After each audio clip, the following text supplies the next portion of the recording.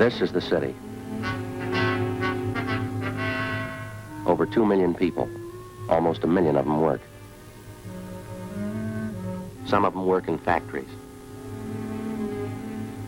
Some of them work in stores. Most of them work hard for a living.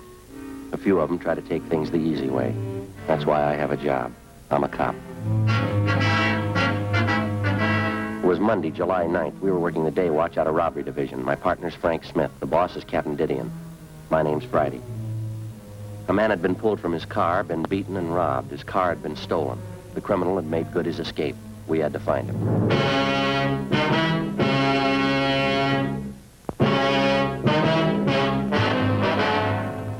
Stacy Hollywood. That'd be the yardage department. Yes, ma'am, I'll connect you. Yes, sir, can I help you? We're police officers, ma'am. Yes, sir. Like to see one of your employees, a Harvey Kimbrough? Just a moment, I'll page him for you. Thanks very much.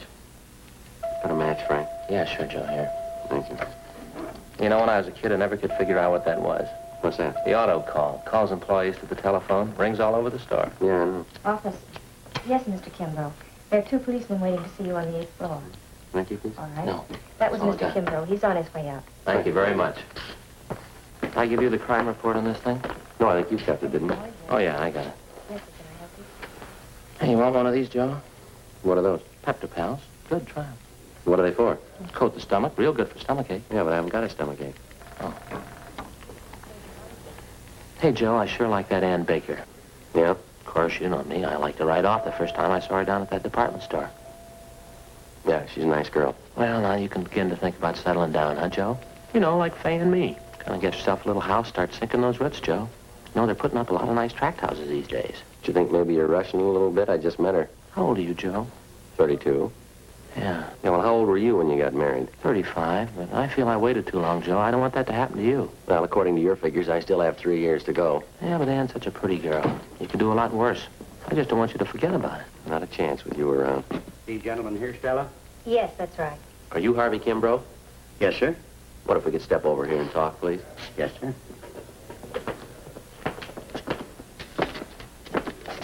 I sure appreciate you people coming over here. I don't like to take time off from my work. It's pretty tough on my partners, Clive and Warren. Yes, sir, we understand. Janitor work in a big store like this keeps you hopping. You haven't got any idea who the holdup man is yet, have you? No, sir, we haven't. We'd like to get a little more information on what happened. Did you talk to the 2 officers in the police car? Yes, we did, but it's customary for us to make a follow-up for any additional information. You fellas are plainclothesmen, is that it? Yeah, we're from Central Robbery. Oh, I see. Well, I never knew I'd get this much service. Wonder if you'd mind going over it again for us, Mr. Kimbrough. Maybe something you didn't think of when the other officers talked to you. I believe I told them everything. I was on the way down to work this morning about 5 a.m. Mm-hmm. You live out in Alhambra. Yes, sir, that's right. I take the freeway in. It was on Commercial Street that you were held up, is that right? Yeah, that's right. Commercial, right near Alameda, almost to the corner, where they're tearing those big buildings down. Man flagged me down and looked like his car was stalled. Yes, sir. I always make it a habit to stop when I see somebody in trouble. I know how it is this time in the morning. No gas stations open. Figured maybe the fella needed a shove or something. So you stopped to give him a hand, is that right? Well, that's what I had in mind. I'd more than stopped the car, and he came over, pointed a gun at me, and told me to get out. What'd you do? Well, I asked the fellow what he wanted. I told him I didn't have any money. Told him I was in the way to get on to my work. What'd he say to that? He didn't say anything. Just opened the car door, grabbed him by the arm, and pulled me out. I wasn't prepared for it, and I kind of fell into the street. Well, now, your car is a blue 1948 Dodge sedan.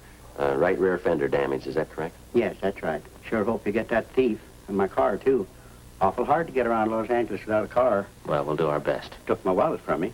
All the money I had. $14. Then he said, don't bother to get up. Stay right there for 5 minutes after I leave. And he bent down and he hit me in the face. What'd he hit you with? With his fist. Yeah, hit me right here. See? You can see the cut here. Right inside my lip here, see? Yeah, bled pretty heavy. Yeah, that's a nasty cut. It's better now. The men who came in the ambulance, they put something on it. It'll be all right. Well, did he knock you out when he hit you? Oh, no. No, I saw him get in my car, and then the car was parked up ahead, took off, and this man who held me up, he followed in my car. Did you try to locate a phone, call for help? I didn't have to. This Mr. Ferguson pulled up and stopped right away, and then the officer came. Besides, I figured I'd better do what I was told. How's that? Well, I was afraid. I was going to wait 5 minutes.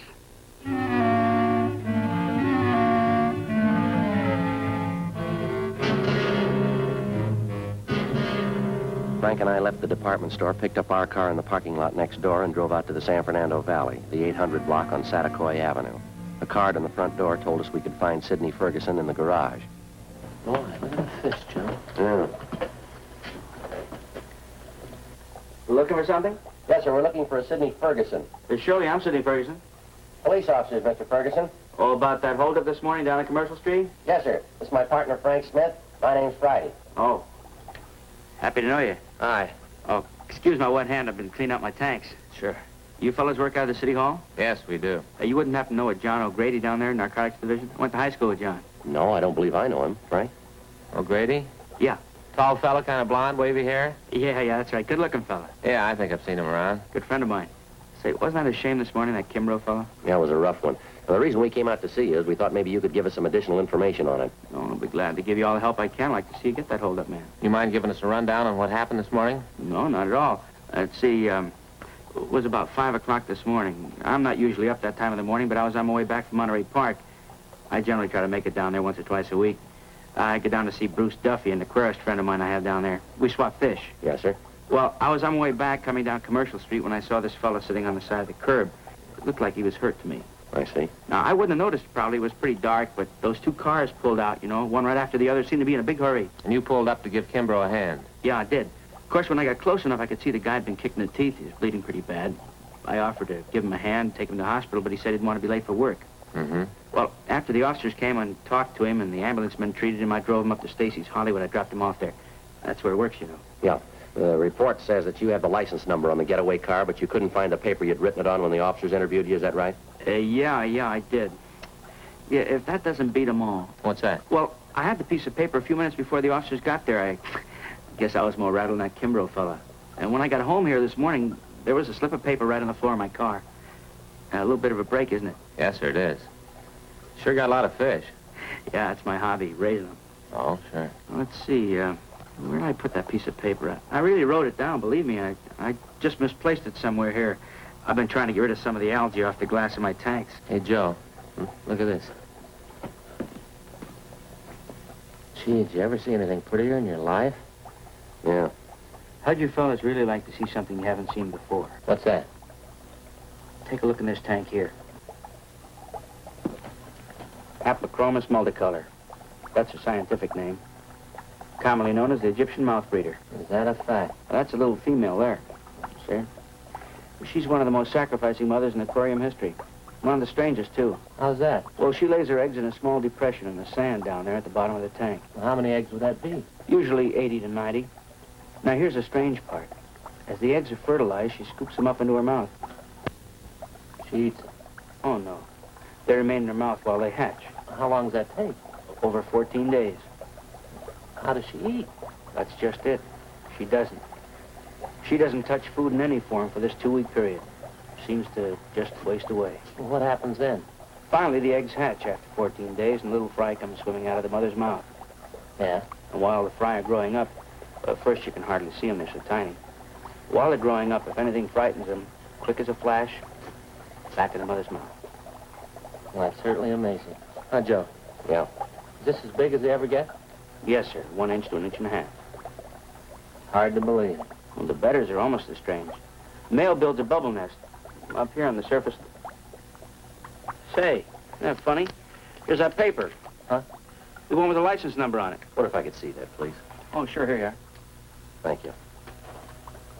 Pretty sure of this number, Mr. Ferguson? Yes, sir, I am. I got a good look at it. Well, thank you very much. Oh, not at all. Wish Yeah. you could spend a little time. Seem kind of interested in tropical fish. Well, yes, sir, I'd like to sometime. Well, bye. Bye. Bye. Oh, say, Officer Smith. Yeah? Just a minute.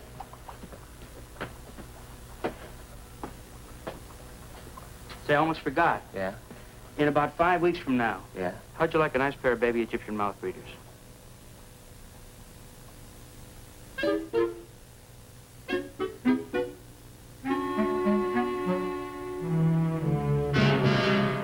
"10:45 a.m. Frank and I got in the car and headed back toward town. I called communications and had them check the license number Ferguson gave us through DMV. They called back and told us the car was a 1949 Chevrolet 4-door sedan. The registered owner was a Jack B. Grant, 19112 Beacon Street in the southwest part of Los Angeles. It was a large, old-fashioned residence that had been converted into a rooming house. We checked with the landlady, a Mrs. Ida Fisher. How do you do, man? Police officers, do you happen to have a Jack Grant registered here? Yes, he's been with me here about 8 months, but he's not in now. What time did Grant leave this morning, Mrs. Fisher? Well, it was pretty early. Must have been around 4 a.m. when I heard him go out. Came back in again this morning about 8 o'clock, parked his car, then he drove off with some other man. Would you happen to know who the other man was? No, I wouldn't. I just saw him drive off. Where does Grant park his car, ma'am? Round the back in the garage. Mind if we take a look at it? No, that's all right. Just go on back there down the drive. Well, thank you very much. Now, there's 2 cars parked there. The black Ford belongs to Mrs. Spencer. Yes, ma'am, thank you. And the 19 and 49 Chevrolet, that's Mr. Grant's. Thank you. Thank you very much, ma'am.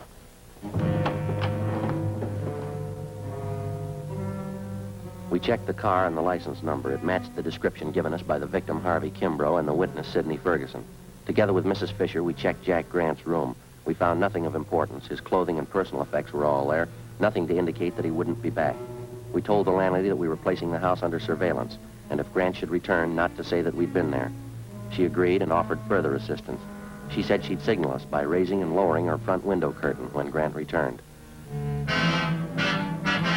We parked down the street, called the office, and advised them we were on stakeout. 2 men were sent out, and they covered the back entrance. Frank and I covered the front. By 6 o'clock that night, Grant had failed to show. 9 p.m., still nothing. 11 p.m. What time did they say that relief team was coming out? Around 11 sometime. Chandler and Ricketts, huh? I don't know, I guess so. Oh, boy, I'm stiff. Feels like needles all over my body. It's been about 12 hours, hasn't it? Yeah, just about. Just like driving to San Francisco. You know, Fay makes me drive all the way. When I get out at the other end, I'm stiff as a board. There's a car pulling up down there. Oh, yeah. You see who it is? Yeah. Yeah, that's Ricketts.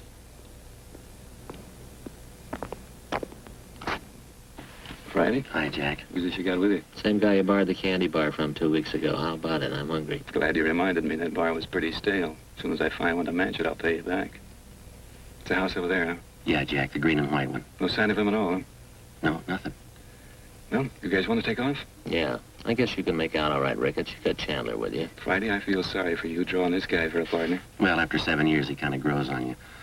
I'd like to check out with the landlady before we take off. Her name's Ida Fisher, Jack. Right, Joe. Let's go, Joe. Joe.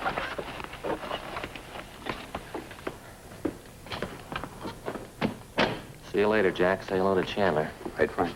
Good night. Good night. That Ricketts sure is a ripstaker. Yeah, come on.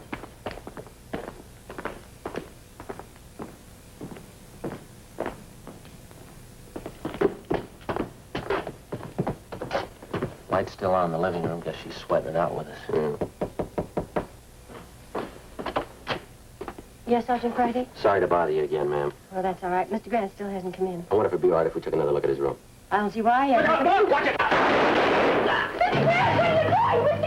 It's Grant out the back! Right, Joe. Frank, you all right? I didn't know he had a gun. He made me hide him. Lady, will you call an ambulance, please? He's not dead, is he? Lady, will you call that ambulance? Hurry!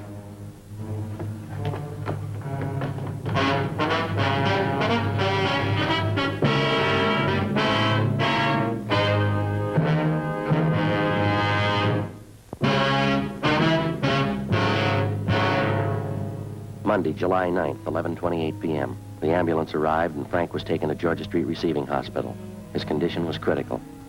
Despite the fact that the other men on stakeout at the house had closed in as quickly as possible, Jack Grant somehow had succeeded in jumping out a side window and making good his escape through a maze of neighboring backyards. The men at the scene began a search of the immediate area. I called in and communications got out a broadcast and an APB. A special detail of men and cruiser cars was rushed to the scene and a blockade was thrown up around the area. And then I called Ann Baker and asked her to meet me at Georgia Street Receiving Hospital. I stayed on and worked with Ricketts and Chandler. Under questioning, the landlady, Mrs. Fisher, broke down and admitted that Grant had given her $10 to keep his presence in the house a secret. She told us that when we'd searched the suspect's room earlier, he had hidden in the cellar. She was taken into custody. 1:30 a.m. I got a relief and I went downtown to Georgia Street Receiving Hospital, the P&F ward. When I got there, Ann Baker was waiting in the hall. How is he? I don't know. They won't let anyone in to see him. I brought him a carton of cigarettes. So did I.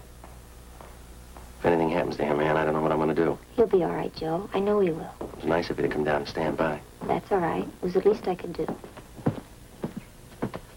Hi, Doc. Friday, we removed one slug from the upper thoracic region, another one from his left shoulder. Looked like they could have been .45 caliber.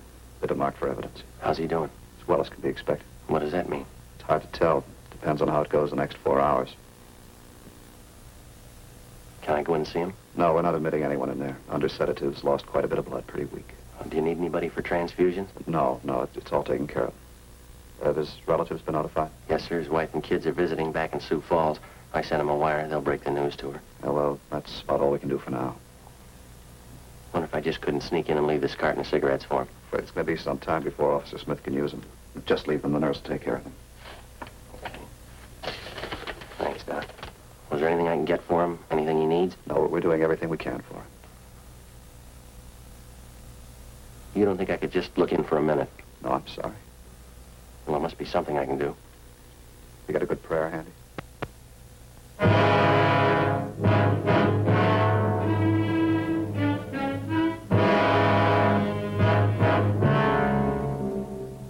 A.m. I left Georgia Street Receiving Hospital and drove back to the scene of the shooting. The search for the suspect, Jack Grant, was still going on. The neighborhood was checked and rechecked. Everything possible was done to find the man who shot down Officer Frank Smith. It's been said that a police department goes all out, doubles its efforts to run down a criminal who attacks a police officer. Well, it's true, but most people aren't aware of the reason. Certain elements would like you to believe that the police officer places the safety of his fellow officers above that of the citizen. This isn't true. His first day at the academy, the cadet peace officers taught this basic fact. If a criminal would shoot down the armed police officer, he wouldn't hesitate to shoot down the unarmed citizen. 3 a.m. I finally located Lieutenant Jack Ricketts at the corner of Coronado and Beacon Streets, 7 blocks from the scene of the shooting. How is he? Not too good. Depends on the next 4 hours. What are his chances? I didn't ask. Now, we're not getting any place here. Nothing at all, huh? No. Something's got to break. Chandler's still downtown. They're combing for Grant's package. He's down at the I Bureau. They come up with anything? Nothing. Not since the last time I checked, about 40 minutes ago. Any ideas? Fresh out. You? Well, he couldn't have gotten far. Not this soon, he couldn't. Bus depots, train terminals, airports all covered. The highway patrol's been alerted. Nothing so far. He's got to be someplace close, Jack. He's got to be. And I think he's holed up in town, too. But where? Yeah. He's in a jam. He's had good publicity. A lot of his friends are going to hide that welcome mat. Well, maybe that narrows it down a little. Maybe. Let's find him.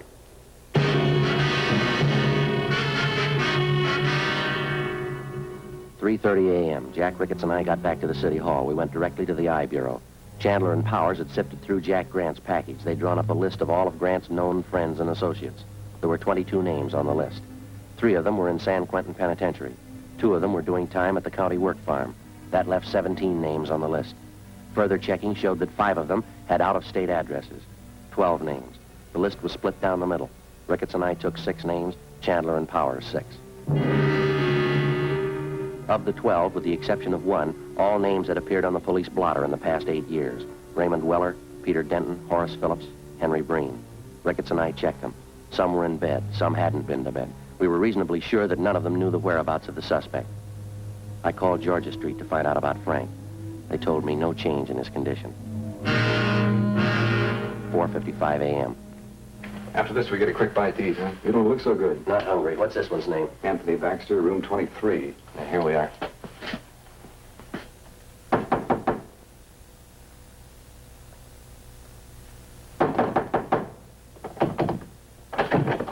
Yeah? Police officers, you Anthony Baxter? Yeah? Want to talk to you.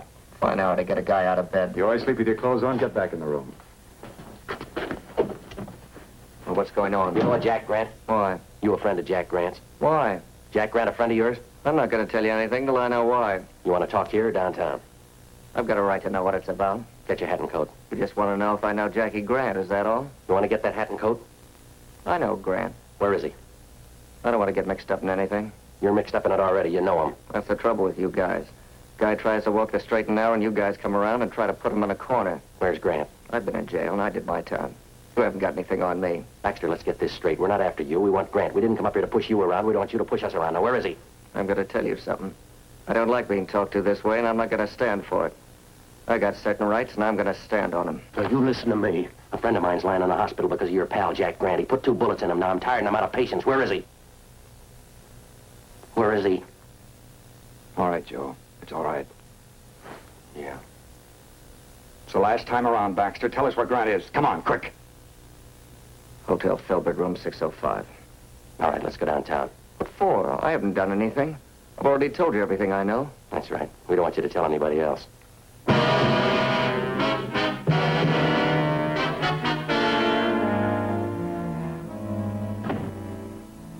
5:27 a.m. We located the Filbert Hotel on North Crocker Street. On the way over, we called in and told them what we'd found. Chandler and Powers met us outside the hotel. They took up their position. Ricketts and I checked with the desk clerk and confirmed that the suspect was in room 605. He was registered under an alias. We took the elevator to the 6th floor. Room 605 was directly across from the elevator.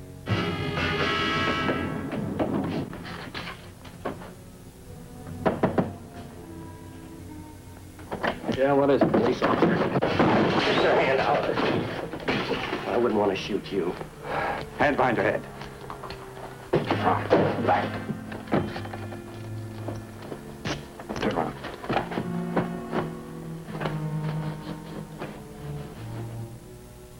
"5:42 a.m. Ricketts and Chandler took the suspect into custody. It was 6:03 a.m. when I got to the Georgia Street Receiving Hospital, the P&F ward. Ann was still waiting. Sergeant, Hi, Doc. How is he? you can go in. Don't stay too long. All right, thank you. All right. You look all in. No, I'm all right. You want me to go with you? Yeah, would you? Sure.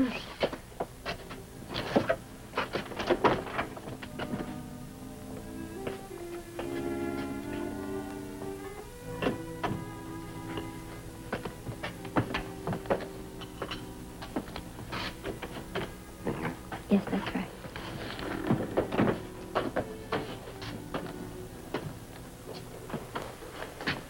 Hi, Frank. Hi. You look tired. How you feeling? I'll do. How'd it go? We got Grant. You look tired. You been working straight through on it? Yeah. Anything I can get you? No.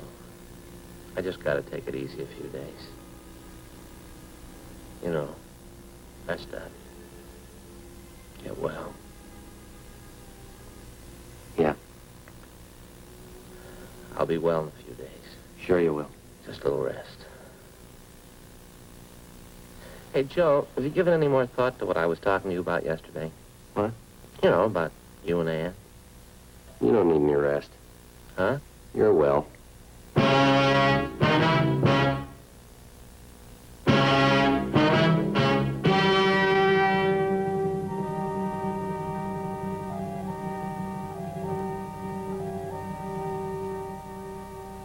On November 7th, trial was held in Department 89, Superior Court of the State of California, in and for the County of Los Angeles.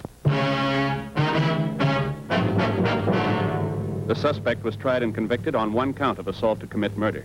He and his accomplice were convicted on 4 counts of first-degree robbery. Assault to commit murder is punishable by imprisonment in the state penitentiary from 1 to 14 years. First-degree robbery by imprisonment in the state penitentiary from 5 years to life. The landlady, Ida Fisher, was placed on probation.